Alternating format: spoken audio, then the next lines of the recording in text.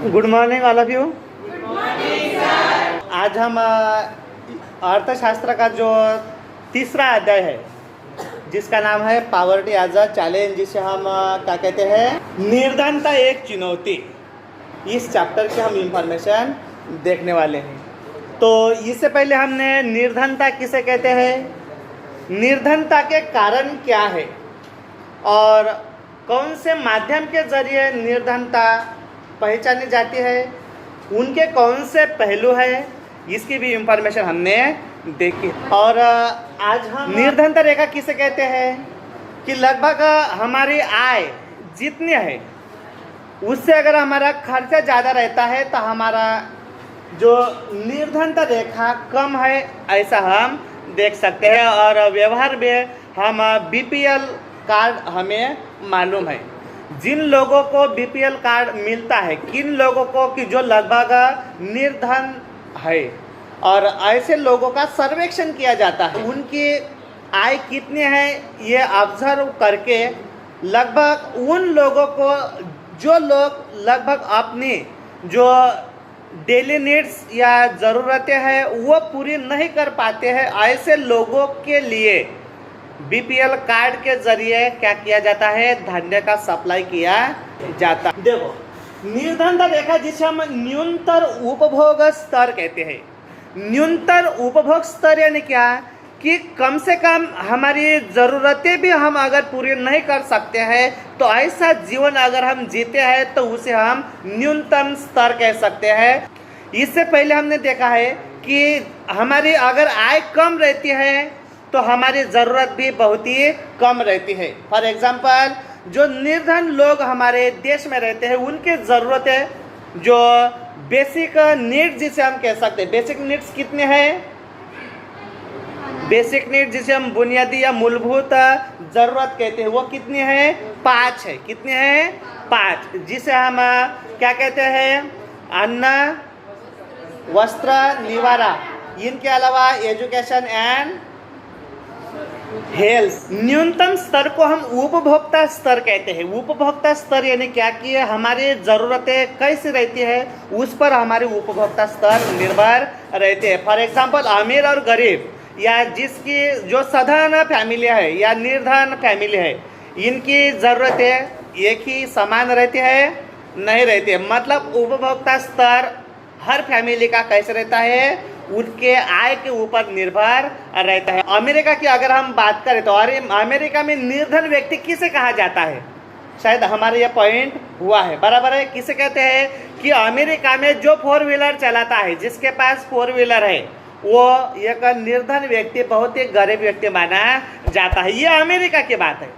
लेकिन हमारे भारत की बात कही तो जिनके पास 4 व्हीलर है वो बहुत ही अमीर व्यक्ति कहा जाता है। मतलब इस तरह से निर्धन को किस तरह से पहचाने, ये हर एक देश के आर्थिक परिस्थिति पर निर्भर रहता है। देखो, और निर्धनता, इससे पहले हमने देखा है कि निर्धनता एक सर्वेक्षण करके ये कुछ फार्मूलेज रहते हैं, कुछ प्रमाण तय किया जाता है और उसके आधार पर अगर फॉर एग्जाम्पल कौन से प्रमाण रहते हैं निर्धनता के, तो अगर उनके ज़रूरतें जो आपने बताया है कि ये बेसिक नीड्स हमारे रहते हैं, वो भी जो कुछ लोग पूरे नहीं करते हैं तो वो कहाँ रहते हैं, न्यूनतम उपभोक्ता स्तर पर अपना जीवन बिता रहे हैं, ये हमें पता चलता है। समझ में आया? न्यूनतम उपभोक्ता स्तर जिसे हम क्या कहते हैं, निर्धनता रेखा कह सकते हैं।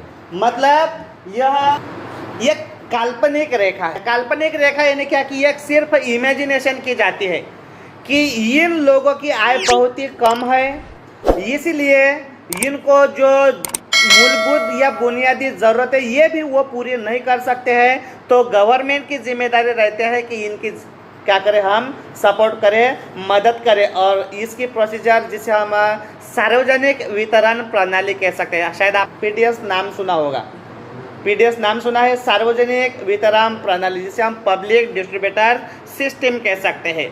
और इसका एक एग्जांपल राशन का दुकान हमें दिखाई देता है। मतलब इसके जरिए, मतलब ये काल्पनिक रेखा है और इस काल्पनिक रेखा की ओर से तय किया जाता है कि हमारे देश में ऐसे कितने फैमिली या परिवार है कि जो लगभग न्यूनतम स्तर पर वो अपना जीवन बिता रहे हैं।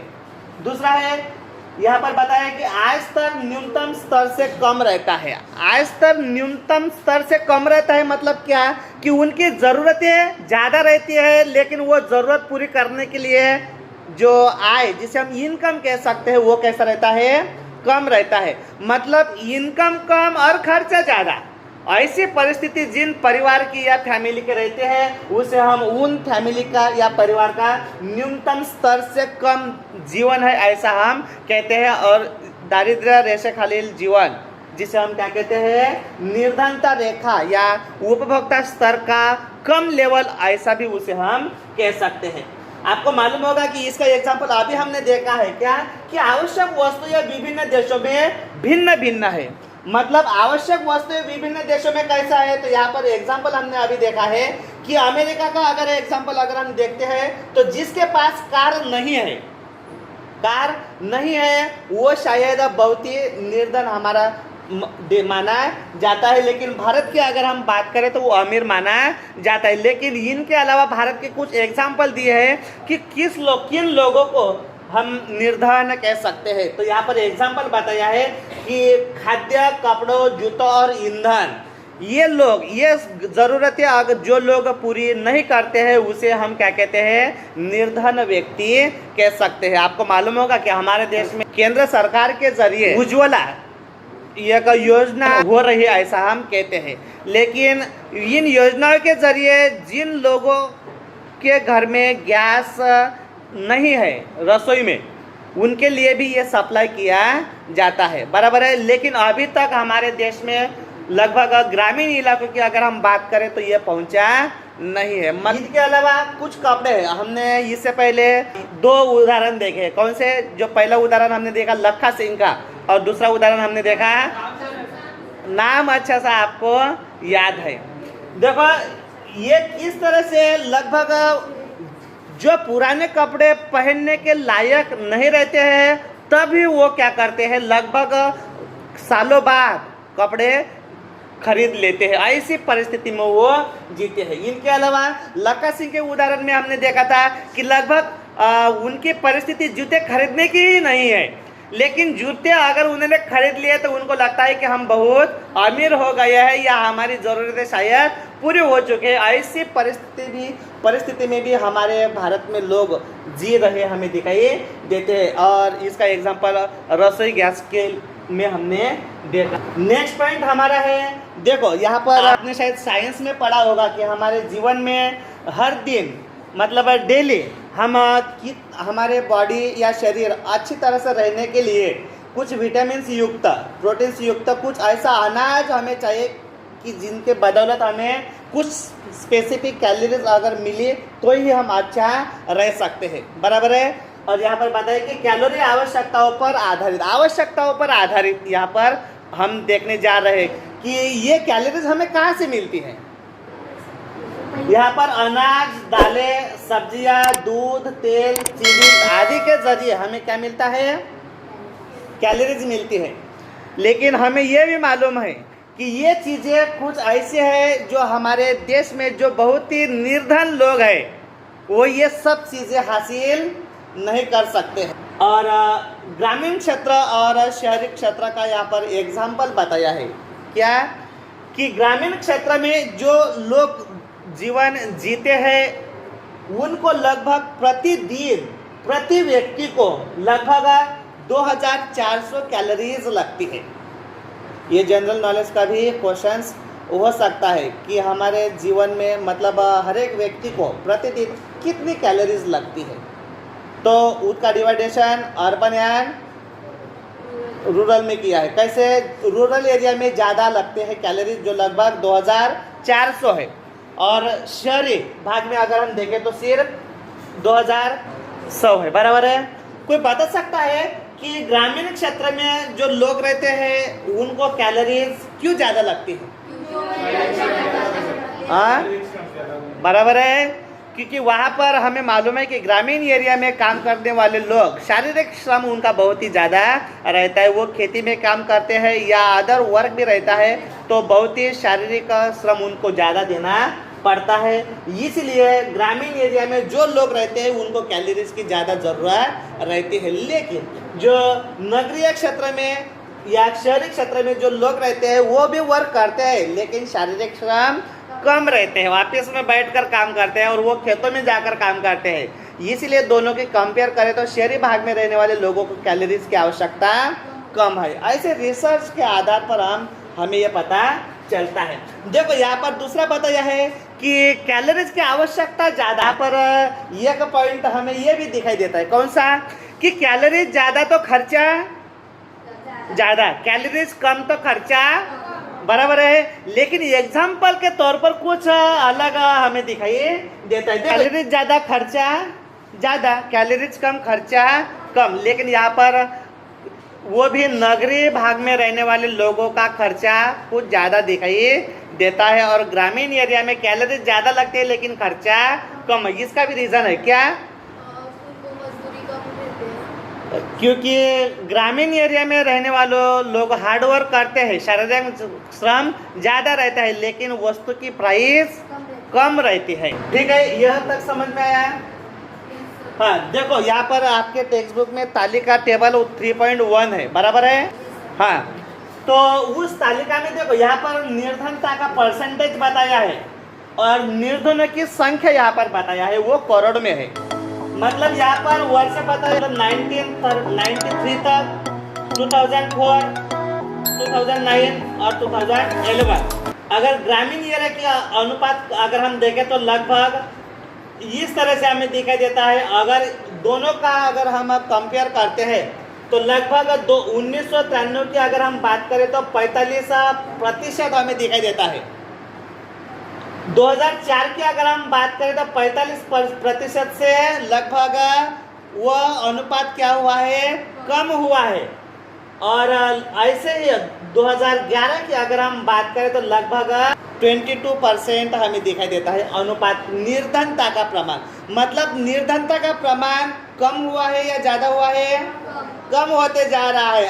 मतलब 2011 की अगर हम बात करें यानी कि इससे बाद निर्धनता हम कहाँ तक आ सकते हैं, 0 तक भी आ सकते हैं। यह निष्कर्ष हमें तालिका 3.1 से पता चलता है। अगर संख्या की अगर हम बात करें तो ग्रामीण भाग में 1993 में ग्रामीण एरिया में यह परिस्थिति दिखाई देते हैं। यहाँ भी लगभग दोनों की कंपेयर अगर हम देखते हैं तो लगभग 1993 में 404, लेकिन 2005 की अगर हम बात करते तो यहाँ पर बढ़ता हुआ आंकड़ा हमें दिखाई देता है, बराबर है।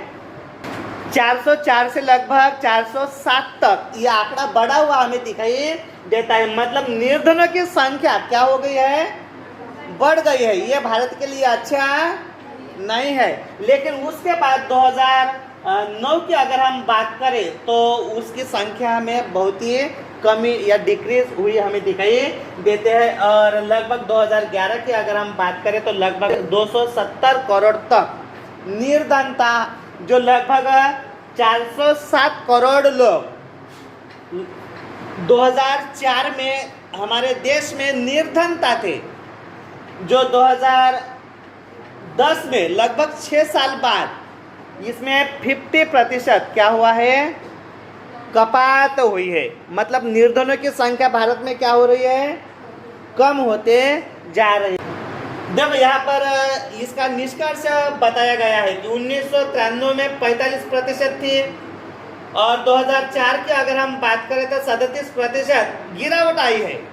लेकिन 2011 की अगर हम बात करें तो और भी उसमें गिरावट आ गई है। इस तरह से नेक्स्ट देखो, जो समाज में या दुनिया में या किसी भी देश में जो निर्धनता का जीवन जीते हैं वो अपने आप को असुरक्षित महसूस करते हैं, चाहे सामाजिक दृष्टि से रहे या आर्थिक दृष्टि से रहे। यहाँ पर असुरक्षित समूह समाज में हमें दिखाई देते हैं। असुरक्षित यानी क्या कि भविष्य की दृष्टि से अगर हम बात करें, फॉर एग्जाम्पल अगर किसी परिवार की आर्थिक दृष्टि से अगर हम बात करें तो आय कम है, लगभग लखा और सरनजीत की अगर हम उदाहरण में देखें तो उसके फैमिली के मेंबर एक ही व्यक्ति अर्निंग करता है लेकिन उस पर निर्भर ज़्यादा रहते हैं, बराबर है। अगर भविष्य में जो अर्निंग करने वाले जो लोग रहते हैं वो अगर एक्सीडेंट हो जाता है या कुछ कारण की वजह से अगर वो वर्क नहीं कर पाते हैं तो क्या हो जाएगा, उनकी फैमिली और संकट में आ सकती है, बराबर है। और यही यहाँ पर बताया गया है कि असुरक्षित समूह भारत में कौन से है। सामाजिक समूह की अगर हम बात करें तो अनुसूचित जाति और अनुसूचित जनजाति। अनुसूचित जाति और जनजाति आपको मालूम है, इससे पहले भी हमने इस पर डिस्कस किया है। अनुसूचित जाति जिसे हम कह सकते हैं शेड्यूल कास्ट, और जनजाति यानी कि शेड्यूल ट्राइब्स यानी कि एससी और एसटी। सामाजिक समूह ये आते हैं। और आर्थिक दृष्टि से अगर हम बात करें तो यहाँ पर ग्रामीण और शहरी भाग के कंपेयर किया है। क्या कि ग्रामीण भागों में लोग कहाँ कार्य करते हैं, खेती में करते हैं, लेकिन खेती में कौन से, जिनके पास खेती नहीं है उसे हम क्या कहते हैं, भूमिहीन श्रमिक का कहते हैं। ग्रामीण एरिया में कृषि श्रमिक का समावेश होता है, शहरी भागों में अनियत मजदूर का समावेश होता है, जिसे हम वेतन उपभोगी मजदूर भी कह सकते हैं। देखो यहाँ पर असुरक्षित समूह का चार्ट बताया गया है। जो आरेख निर्धनता में सर्वाधिक असुरक्षित समूह कौन से है, इससे पहले हमने सामाजिक समूह का एग्जाम्पल देखा है। यहाँ पर इस वर्ष में प्रतिदिन 100 पुरुष में निर्धनता की संख्या यहाँ पर बताया है, यानी कि यहाँ पर परसेंटेज 100 में से अगर 40 है तो कितनी प्रतिशत, 40%। 100 में से 30 लोग है, कितना प्रतिशत, 30। समझ में आया। इस तरह से यहाँ पर अनुसूचित जनजाति बताया है। अनुसूचित जनजाति का एग्जाम्पल अगर हम देखें तो लगभग 43 लोग क्या है, सर्वाधिक असुरक्षित है। अनुसूचित जनजाति मतलब एसटी शेड्यूल ट्राइब्स, अनुसूचित जाति यानी कि एससी। समझ में आया। शेड्यूल ट्राइब्स एसटी यानी कि जिसे हम क्या कहते हैं, आदिवासी या भटके लोग कहते हैं। ओके देखो, तो निर्धनता में सर्वाधिक असुरक्षित समूह कौन सा है, इस चार्ट के आधार पर हमें अनुसूचित जनजाति दिखाई देता है, जिसे हम एसटी या शेड्यूल ट्राइब्स कहते हैं, जो लगभग 43% हमें दिखाई देता है। हाँ, यहाँ पर शिव रमन की कहानी यहाँ पर बताई है, और इससे पहले भी हमने लखा और राम सरन की कहानी हमने देखी है। और ऐसे कहानी लगभग उनके जैसे कहानी, लेकिन यहाँ पर उनकी फैमिली के बारे में ज़्यादा ही डिस्क्रिप्टिव इंफॉर्मेशन दी गई है। कैसे, देखो कि शिव रमन करूर कस्बे के नज़दीक एक गांव में रहता है, जो गांव लगभग कैसा है, छोटा है। और यहाँ पर ये जो करूर कस्बे के नज़दीक जिस गांव में शिव रमन रहता है वो लगभग हथकरघा और बिजली करखे के लिए प्रसिद्ध माना जाता है। मतलब अच्छा सा वर्क खेती के अलावा भी वो लोग कर सकते हैं, रोजगार के अवसर भी वहाँ उनको मिल सकते हैं, ऐसा हमें यहाँ प्रतीत होता है। मतलब ये हथकरघा और बिजली के ऊपर मतलब मशीनीकृत भी वो तैयार किया जाता है। देखो, जो शिव रमन जिस गांव में रहता है उस गांव में लगभग परिवार कितने हैं, 100 परिवार है। मतलब कितना छोटा गांव है ये भी हम अंदाजा लगा सकते हैं। और ये जो शिव रमन है, अगर जाति व्यवस्था की अगर हम बात करें तो ये शिव रमन मोची जात का हमें दिखाई देते। नाम सुना है आपने। यहाँ पर बताया है कि वो जिस गांव में काम करता है वहाँ पर प्रतिदिन उनको लगभग 160 रुपीज़ मिलता है। आपको ये भी पता है कि खेती पर हम निर्भर रहते हैं तो वो रोजगार नियमित नहीं है। मतलब आज खेती में काम मिलता है तो कल काम मिलेगा, उसकी कुछ वारंटी गारंटी नहीं है। इस तरह से मतलब यह हंगामी रोजगार है। खेती ये रोजगार कैसा है, हंगामी। मतलब कुछ महीनों के लिए खेती में काम रहता है, अगर वो ड्यूरेशन निकल गया तो खेती में कुछ भी कार्य नहीं रहता है। तो फिर ये शिव रमन क्या करता है कि जिस दौरान खेती में काम रहता है तो खेती में करता है, और खेती में जब काम नहीं रहता है तो वो हथकरघा भी शायद करता होगा, ऐसा अंदाजा हम लगा सकते हैं। यहाँ पर खेतिहार मजदूर वो शिवरमन है, और इस खेतिहार हंगामी रोजगार है, कैसे हमें पता है चलता है। जो 160 रुपीज़ उनको ये मिलता है, तो उसमें उनकी फैमिली का गुजरान नहीं कर सकता, इसलिए उनकी पत्नी का नाम है क्या है, शशिकला। ये भी अपने पति को क्या करती है, कुछ मदद करती है। इससे पहले हमने कौन से एग्जाम्पल में देखा है कि उनकी पत्नी भी लोगों के घर जाकर, बराबर है, कि वो कार्य करते हैं और लगभग उनको कितने रुपए मिलते हैं, 800 रुपए मिलते हैं, ये हमने देखा है। उसी तरह से यहाँ पर शशिकला कितनी कमाती है ये बताया नहीं है, लेकिन ये विशेषता है कि शशिकला अपने पति को अपने घर चलाने के लिए मदद करती है। और शिवरमन का अगर फैमिली की बात करें तो ये रामशरण और लखन सिंह के भी आगे हमें गया है, यह हमें दिखाई देता है। क्योंकि पहला उदाहरण हमने रामशरण का देखा था, जो फैमिली के मेंबर्स 6 थे, बराबर है। लेकिन शिवरमन की अगर हम बात करें तो उनके फैमिली के मेंबर 8 है।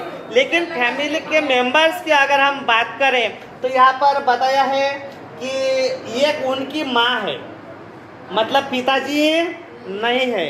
जो माँ है वो विधवा है और लगभग 65 साल की है।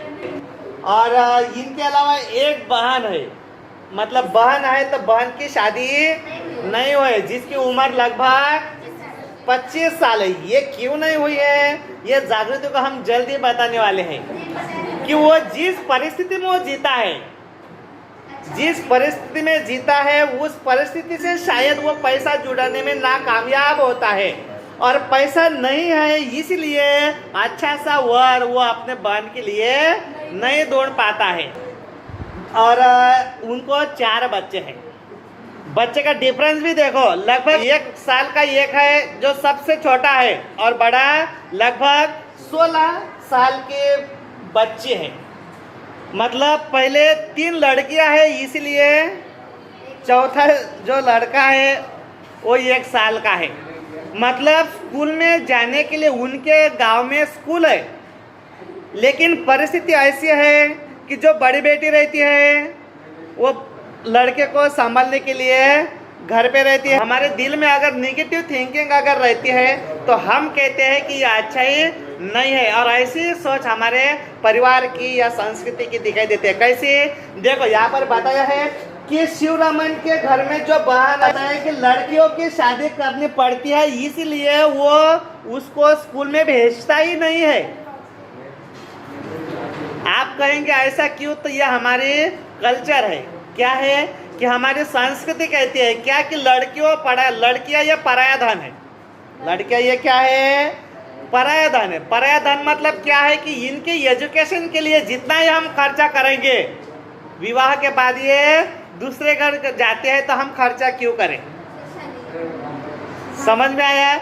ऐसी कुछ परिस्थिति हमें समाज की दिखाई देते हैं। इसलिए उनमें से एक शिवरमन जो है वो कहता है कि लड़कियों की शादी करनी पड़ती है, इसलिए शिक्षा पर खर्चा नहीं। आपने पूछा है समाज में, देखो ये भी एक ट्रेडिशन है, कौन सी, कि लड़कियां जितनी ज़्यादा सीखेगी उतना ही सीखने वाला लड़का उनको नहीं मिल सकेगा, पहला पॉइंट। दूसरा पॉइंट, अगर लड़कियां सीखेगी तो उनकी उम्र बढ़ेगी, और ज़्यादा उम्र वाला लड़का शायद समाज में नहीं मिलेगा।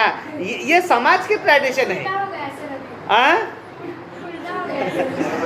नहीं, ये आपकी सोच अच्छी है इसलिए आपको ये अच्छा लगता है, लेकिन जो परंपरा में जीते हैं समाज की अगर है तो कुछ विचार हमें ऐसे ही दिखाई देते हैं। और देखो ये तो निर्धन लोगों का एग्जाम्पल हम देख रहे हैं, इससे हमें और भी संस्कृति कैसे है ये भी हमें पता चलता है। देखो यहाँ पर बताया है कि शिवरमन की बहन लगभग 25 साल के, वो शादी उनकी नहीं हुए, मतलब वो घर पे रहती है। मतलब शशिकला की वो कौन है, बराबर है। और ननद और भावजाई का कभी भी बनता नहीं है। देखो आयुषी ने बताया है, नहीं ये सिर्फ आपकी फैमिली की परिस्थिति है या नहीं ये बात नहीं है, हम हमारे भारत की संस्कृति का एग्जाम्पल देख रहे हैं कि हमारे भारत में संस्कृति ऐसी है कि लगभग कुंवारी या अविवाहित ननद अगर घर में रहती है तो हम कहते हैं कि यह हमारे फैमिली का क्या है, बोझ है। और ऐसे ही विचार की हमें ये शशिकला दिखाई देती है, इसलिए दोनों की कभी भी पटती नहीं है। और इसलिए ये शशिकला शिव रमन के बहन को अपने फैमिली का बोझ मानती है। क्या मानती है? बोझ मानती है।